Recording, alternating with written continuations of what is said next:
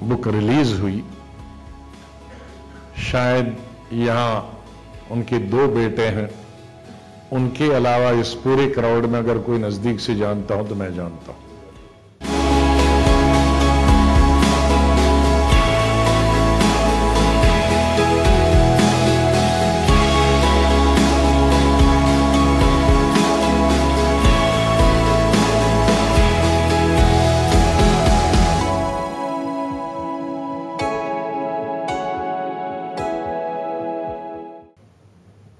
आदरणीय मेरे छोटे भाई,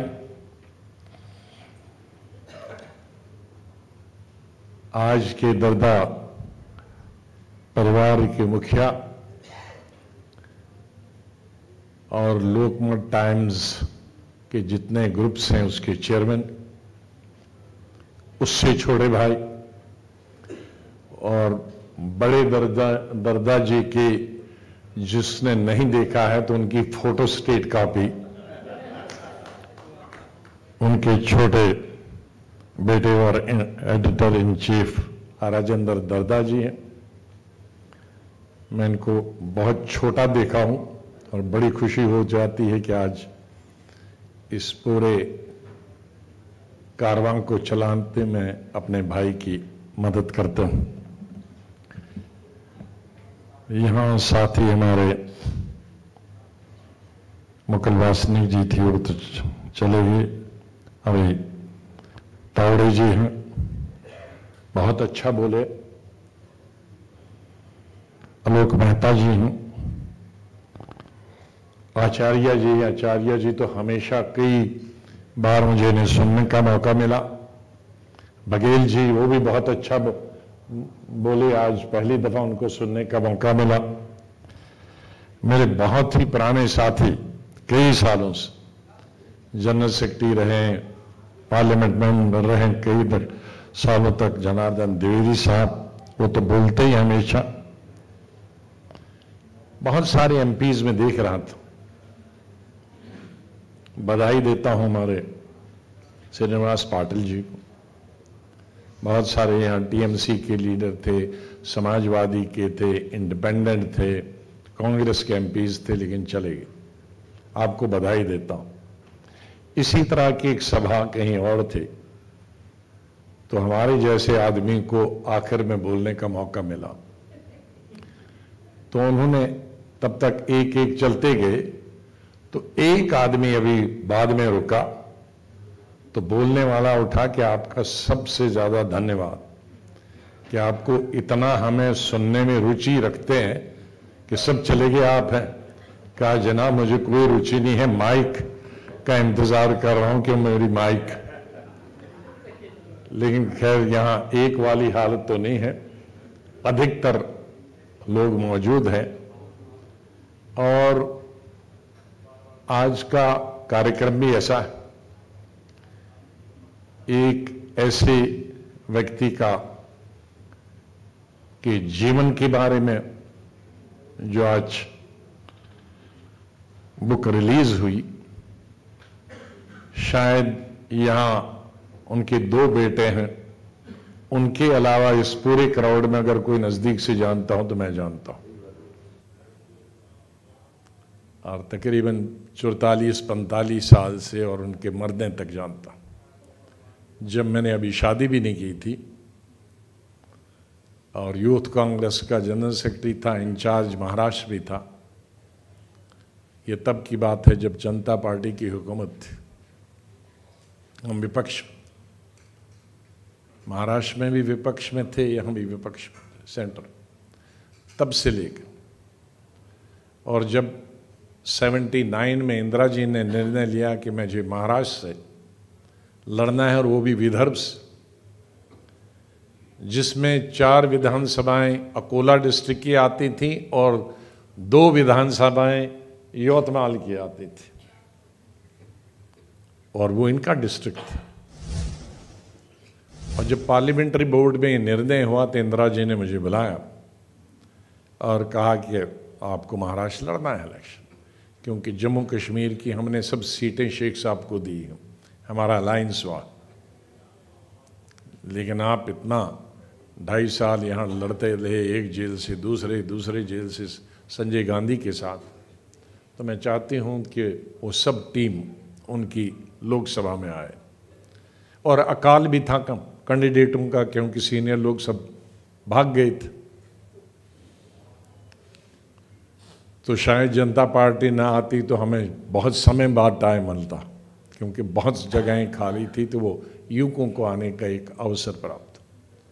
तो अंतुल्य साहब जनरल सेक्रेटरी थे। तो अंतुल्य साहब को मीटिंग में मेरे सामने इंदिरा जी ने बुलाया, जवाहरलाल जी को बताओ वो नागपुर में उनका बंदोबस्त गाड़ी भेजें और वहाँ से कोई साथ भेजें, उनकी कैंपेन भी देखें और उनके वो कागज़ वागज़ भी भराए। तो तब से लेकर इलेक्शन कैंपेन से लेकर उनकी मृत्यु तक, अगर बच्चों के अलावा सबसे ज़्यादा मीटिंगें या खाना उनके घर में या उनके ऑफिस में यवतमाल या नागपुर में मैंने खाए। तो इसको वो एक पिता समान भी थे, बहुत ही अच्छे व्यक्ति थे, फ्रीडम फाइटर तो थे ही थे। 2-3 चीज़ें जो आजकल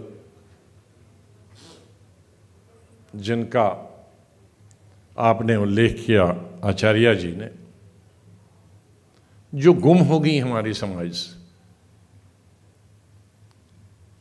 जो सब धर्मों के साथ संपर्क रखना और सब धर्मों को इकट्ठे चलाना, वो उनमें था। उनके पेपर में मैं देखता था हर धर्म का, backward, forward, Maratha, non Maratha, Dalit, Muslim सब थे। उसका मतलब पे सब पे विश्वास था और लोगों को भी उन पे विश्वास था, और जिसकी कारण हम और बहुत नज़दीक आ गए। और दूसरा जिनका विजय बाबू ने उल्लेख किया, एक निष्पक्ष पेपर वो चलाते थे, चाहे वो उनके खिलाफ ही था। राजनीति में 2 ऐसे आदमी, इनको तो खैर कई दशकों को इनके साथ रहे, कि अपने बारे में भी उन्हीं के पेपर में लिखा है। एक नेहरू जी के बारे में मैंने पढ़ा है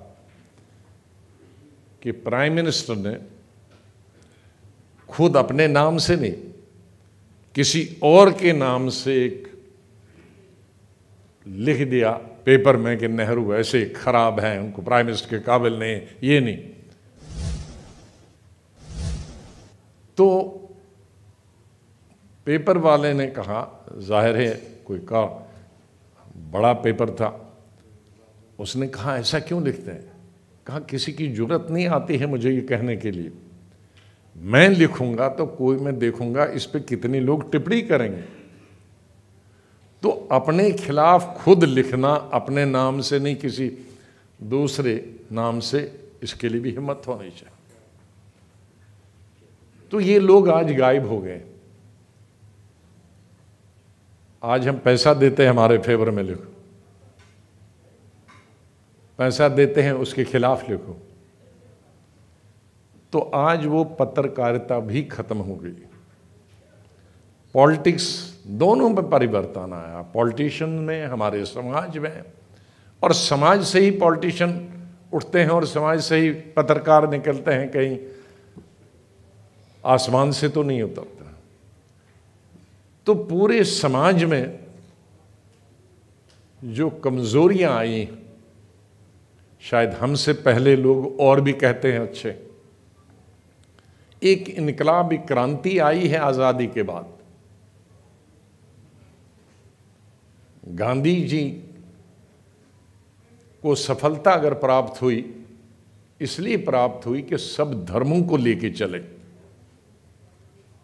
वो हिंदू का लीडर भी था, राजपूत का, ब्राह्मण का, बनिए का, दलित का, एसटी, वो मुसलमानों का लीडर भी था, सिखों का भी, ईसाइयों का भी, सभी माइनॉरिटीज। तब गरीब लोग थे, कपड़े पूरे बदन पे नहीं थे, साइकिल भी नहीं थी, गाड़ियां नहीं थी, मकान नहीं थे, छत पूरी नहीं थी, लेकिन दिल और दिमाग साफ था।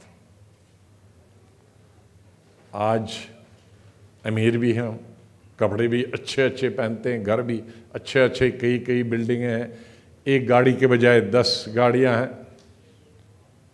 सड़क चाहे यूपीए बनाए या मोदी साहब, 2 के बजाय 6 और 6 के बजाय 12 लेन बनाए, लेकिन एक ही साल में इतनी गाड़ियां आ जाती हैं कि लगता है कि अगले साल 24 लेन बनाना पड़ेगा।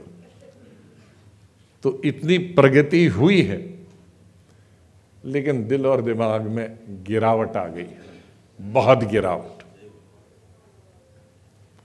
जातिवाद बढ़ गया,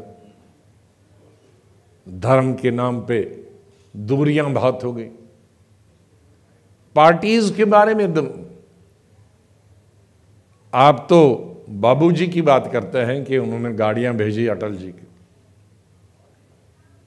मैं हाल ही की बात करता हूं, पुराने लोगों की। ये कोई 20-25 साल की बात। मैं जनरल सेक्रेटरी इंचार्ज था। तावड़े जी सुनिए,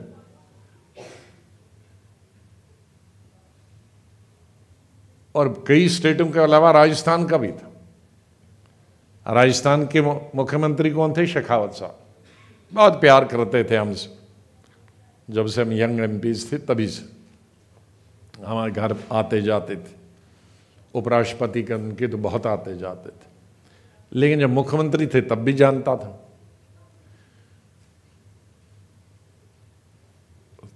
तो मैं दिल्ली से फ्लाइट में गया, अब मुझे जयपुर से फ्लाइट लेना थी। हफ्ते में 1 आध दिन मैं आता था दिल्ली, तो उस दिन आया था। और जिस दिन जाना था उस दिन मेरी 2-3 सभाएं थी, और तीसरी, चौथी या 5वीं सभा मुझे उनकी कॉन्स्टिट्यूंसी में थी। वो बैठे थे तो उनके लिए वो आया लड़का कि आपका हेलीकॉप्टर तैयार है। तो मैं अंदर जा रहा था, वो बाहर जा रहे थे। तो उनके साथ पार्टी के बहुत सारे लोग थे। वो मुख्यमंत्री थे शेखावत साहब, हमसे बुजुर्ग उम्र में भी, वैसे सियासत। तो मुझे एयरपोर्ट के सामने, दरवाजे सामने लिया, कहा देखो तुम जा रहे हो उधर, तो मैंने अपने लोगों को बताया है कोई उनके लिए मुर्गा बनाओ, कश्मीरी है, मीट खाने वाला है, घास नहीं खाने वाला। तो तुम्हारे वर्कर तुमको घास खिलाएंगे। तो वो तुम्हें हेलीपैड से उतरे, वो है पुलिस वाला लेकिन आएगा वर्दी के बगैर, खादी वर्दी में, तो इसलिए अकेले को बता। और जाना था उनकी कॉन्स्टिट्यूशन के खिलाफ प्रचार करता। अब ये देखिए, अब मैं प्रचार के वहां करता क्या और वहां आना भी क्या था। तो प्रचार, मैंने कहा भाई कांग्रेस पार्टी को जिताना ठीक है, ये कॉन्स्टिट्यूंसी मुख्यमंत्री की है, जिनका बहुत दुखी होते रहे होंगे खाना है? इनके खाना खा के बहुत दुखी होते रहे होंगे। नहीं, इनके खाना तो मैं अपनी चॉइस से बनवाता था ना, ऑर्डर देता था। ये बड़ी वैरायटीज बनाते थे जब भी मैं जाता हूं। अब हम सेकुलरिज्म की बात करते हैं। एक बात ये भी बताओ कि हर पार्टी में हर किस्म के अच्छे लोग, ये सोचना भी गलत। मैं उन दिनों एमपी महाराष्ट्र से ही था, अर्ली 90s की बात है, और immediately post demolition of Babri मस्जिद कह रहा हूं, 92 की। और केंद्रीय मंत्री था हमारे नरसिम्हा राव जी के मंत्री। दंगे थे, फसाद थे बंबई में, ये भी वो। रात भर में लैंडलाइन खुला रहता था, कहां से मैसेज आएगा। जयपुर से मैसेज आया हमारे एक यूथ कांग्रेस लड़के को, जिनको मैं जानता था बहुत अच्छा, और टेलीफोन आया 2 बजे कि हमारे मोहल्ले के लिए, माइनॉरिटीज का मोहल्ला था, कुछ मेजॉरिटी कम्युनिटी आ रहे हैं 10,000 तलवारें लेके, और आधे घंटे में हमारे मोहल्ले पहुंच जाएंगे, तो हम आधे घंटे में एक भी नहीं होगा मसला। अब 2 बजे मैं क्या कहूं? मुख्यमंत्री शेखावत जी, ये 92 की बात करता हूं। मैंने टेलीफोन किया 2 बजे, कोई उठाए नहीं, कई दफा किया, 4-5, मेरे पास सब मुख्यमंत्रियों के नंबर थे क्योंकि हर जगह से टेलीफोन आते थे। तो वो गार्ड ने उठाया, कहा मैं गार्ड हूं। मैंने कहा मुख्यमंत्री से बात कर रहे। उसने छोड़ दिया। फिर मिलाया, 5-7 मिनट मेहनत के बाद उठाया। तो मैंने उनको बताया भाई मैं केंद्रीय मंत्री हूं। तो अब वो जरा संभल गया, मुझे मुख्यमंत्री से बात। कहा वो सो गए हैं, मैं नहीं उठाऊंगा। मैं उठाओ। कहा जी वो नौकरी से निकाल देंगे। मैंने कहा अगर मैं वो नौकरी से निकालेंगे, मैं सुबह अगर मुख्यमंत्री को बताऊं कितना जरूरी था तो तुम जेल में जाओगे। तो वो डर गया। तो वो 5 मिनट मैंने होल्ड रखा। तो मुख्यमंत्री फोन पे, अरे घर में ठीक है, सब ठीक है। मैंने कहा मेरे घर में ठीक है, आपके घर में गड़बड़ है। तो क्या कहा, मैंने कहा इस मोहल्ले में ये हो रहा। तो कहा नंबर लिखाओ। मेरा नंबर नहीं था उनके, लिखाया लैंडलाइन। तो मैं कहा सोना नहीं अभी, तब तक 2:30 बजे। तो मैं 10 मिनट में तुम्हें वापस फोन करूंगा। 2 मिनट ज्यादा ही हुए, 15 मिनट में उनका फोन आया। कहा मेरे जो लान में सरप्लस होती है, हर मुख्यमंत्री हमारे कुछ होती है और कुछ उन तंबुओं में होती है 50-60-100 आदमी घर के बाहर। तो कहा मेरी ये जो फालतू सिक्योरिटी है, जो बाहर फालतू है, वो सब एक आदमी, मैं कमिश्नर को कोशिश कर रहा था, वो मिला नहीं, तब तक मैंने वो भेज दी है। तो 100 आदमी काफ़ी हैं, गोली चलाने के लिए ज़रूरत पड़ी, और तब तक मैं अभी कोशिश करूँगा। अब तुम्हारा काम ख़त्म हो जाए, हो गया, अब मेरा काम, तुम सो जाओ, अब मेरा काम शुरू होता। और वाकई में सो गया। और सुबह मैंने पूछा उस लड़के से क्या हुआ। कहा नहीं जी रात को ही इतनी फौज आ गई कि उन्होंने यहाँ 2 किलोमीटर पहले से भगाया। तो ऐसे ऐसे लोग भी हर पार्टी में रहे जो इस रुचि से रहते। तो वो जनरेशन अब खत्म होगी। तो इसलिए उस जनरेशन के लोग, चाहे वो जवाहरलाल दर्दा जी जैसे हों या शेखावत जैसे जी हों या और किसी धर्म के हों, हर धर्म में ऐसे रहते हैं। आज ऐसी सभाओं में, ऐसी मीटिंगों से एक हमें प्रेरणा मिलती, उनको पढ़ने का, उनके समझने का, उनके बोलने का। एक हमारे देश में बहुत ही अच्छी चीज़ें हो रही हैं, लेकिन कुछ बुरी चीज़ें। ये पढ़ाई वाला भी हमारा मामला ठीक नहीं। हम जो स्कूल कॉलेज में पढ़ते हैं नौकरी लगने के लिए, उसके बाद हमें कोई कहे कि इतिहास पढ़ो, फ्रीडम फाइटर्स का, हाँ किताब लेंगे लेकिन खोलेंगे नहीं उसको। वो भी एक बड़ी परेशानी। चाहे हमारे पास समय ही समय, हम जापान नहीं है कि सांस लेने की फुर्सत भी नहीं है। हमारे पास समय, और कुछ हो या ना हो, समय बहुत, लेकिन उस समय का, और आज बहुत आसान है। आज मोबाइल है, गूगल पे से आप सब चीज़ें निकाल सकते हो। इतिहास को आप हिंदूज का निकालिए, मुस्लिम का निकालिए, क्रिश्चियन का निकालिए, फ्रीडम फाइटर्स का निकालिए, अपने धर्म गुरुओं का निकालिए, उन्होंने क्या कहा है। राम से लेकर, प्रॉफिट से लेकर, क्राइस्ट से लेकर, और जितने हमारे गुरु गोविंद जी से लेकर, गुरु नानक जी से लेकर, सब तक जितने भी आज तक, तो हम देखेंगे कि सब धर्मों का जो निचोड़ है, आखिर में ये आता है कि सब इंसान को ठीक करने के लिए। इस बीच में फॉरवर्ड ब्लॉक के हमारे लोकसभा के लीडर भी केरला के आ गए लोकसभा में। तो जब सब धर्म गुरु, जिनकी हम सब पूजा पाठ और मानते हैं, जब वो सब मानवता को इकट्ठे रखने की पूरी विश की, तो फिर ये लड़ाई किसकी। आज लड़ाई होनी चाहिए सिद्धांतों के आधार पर, नीतियों के आधार पर, कार्यक्रमों के आधार पर। उस पीढ़ी में माननीय दर्दा जी थे, शायद कोई मंत्रालय महाराष्ट्र में नहीं रहा हो, इरिगेशन से लेकर, एनर्जी से लेकर, पीडब्ल्यूडी से लेकर इंडस्ट्री से लेकर ये जो बड़े बड़े इम्पोर्टेंट पोर्टफोलियोज हैं छोटे, और हर डिपार्टमेंट में उन्होंने अपनी छाप छोड़ी। और कोई शायद पॉलिटिकल पार्टी नहीं होगी महाराष्ट्र की या हिंदुस्तान की जो एयरपोर्ट से उनके घर खाना खाने न गया, और शायद कोई पॉलिटिकल पार्टी नहीं हो जिसका उन्होंने आदर न किया। लेकिन अपने सिद्धांत पर अपनी पार्टी खड़े रहे, उसको छोड़ा नहीं, उससे टस से मस नहीं हुई।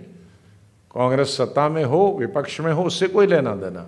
आप अच्छे इंसान हैं, आप चलिए खाना खाइए, मेरे घर में भी रहिए, ज़रूरत है किसी की गाड़ी वो भी लीजिए, लेकिन आप अपना काम करिए, मैं अपना काम करूं। लेकिन आदर इज्जत धर्म की भी रहेगी, आपकी पार्टी की रहेगी, आपकी व्यक्तिगत भी रहेगी। ये आज हम में गुम हो गई हैं। कहीं न कहीं तिनका चुन चुन के इसको फिर जोड़ना है। बहुत बड़ा विशाल घर है हमारा,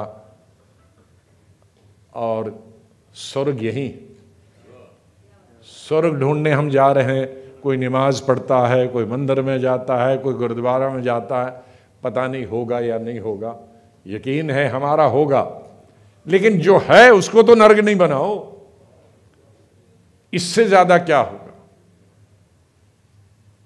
हम सब गए होंगे, मैं भी 100-150 कंट्रीज में गया हूं। अमेरिका में जाओ तो एक ही जैसे 6.25 फुटे 6 फुटे सफेद, थोड़े बहुत हमारे दूसरे कलर के भी हैं साथी। अब लंदन जाओ एक ही किस्म, अब ईस्ट जाओ, नॉर्थ ईस्ट जाओ, ईस्टर्न कंट्रीज, फार ईस्ट, एक ही किस्म के छोटे नाटे, शक्ल अलग। यहाँ जापान वाले भी दिखते हैं, यहाँ चीन वाले भी दिखते हैं, यहाँ अमेरिका वाले भी जैसे शक्ल दिखती है, ब्रिटिश वाले की भी दिखती है, साउथ दक्षिण वाले देशों वाले भी दिखते हैं, सांवले भी दिखते हैं, छोटे भी दिखते हैं, बड़े भी दिखते हैं, मीडियम भी दिखते हैं। हरियाणा पंजाब देखो तो 1.25 फुट देखोगे। यहाँ पर्यटन मंत्री और ये सिविल मिनिस्टर में रहा, तो पर्यटन मंत्री जब मैं पर्यटकों से पूछता था क्यों आते हो,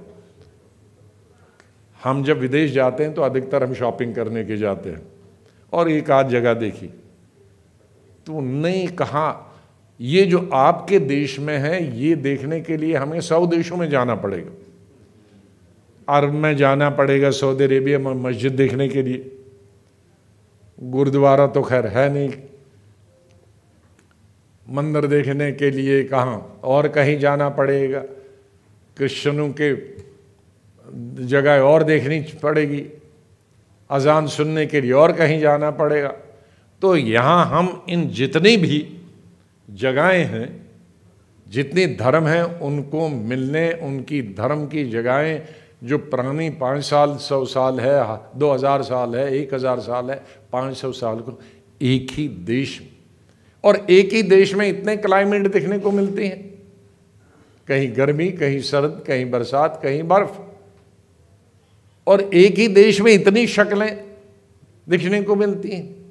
तो अगर इतने पहाड़ से लेकर समंदर से लेकर दरिया से, बर्फ से लेकर झरने से लेकर इतने धर्मों, जितने धर्म दुनिया में हैं वो सब धर्म यहाँ हैं, शक्लें भी हैं, सूरत भी हैं, तो फिर ये स्वर्ग नहीं है तो फिर क्या है? तो इस स्वर्ग को रंग भरने का काम तो ऊपर वाले ने किया है, लेकिन रंग मिटाने का काम हम कोई नहीं होते, या उसको धुंधला करने में हमारा कोई काम नहीं होना चाहिए। उस रंग को और अच्छा रंग भरने की ज़रूरत है। इसके जो अलमबरदार थे ये रंग भरने में और अच्छा रंग आए, वो थे जवाहरलाल नर्मदा जी, और मुझे खुशी है कि उनके सपुत्रों ने इस काम को आगे चलाया है।